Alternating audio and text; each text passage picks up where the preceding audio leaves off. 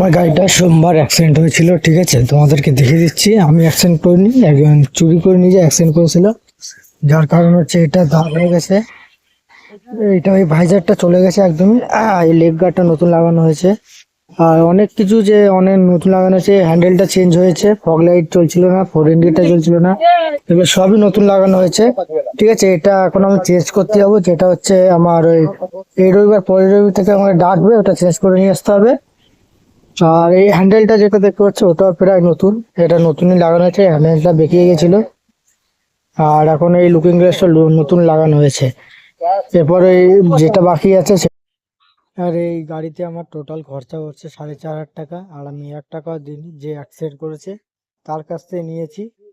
Total 4,500 টাকা আমার খরচা হয়ে গেছে গাড়িতে, এখনো খরচা বাকি আছে, যেটা ওনার কাছ থেকে নেওয়া হবে।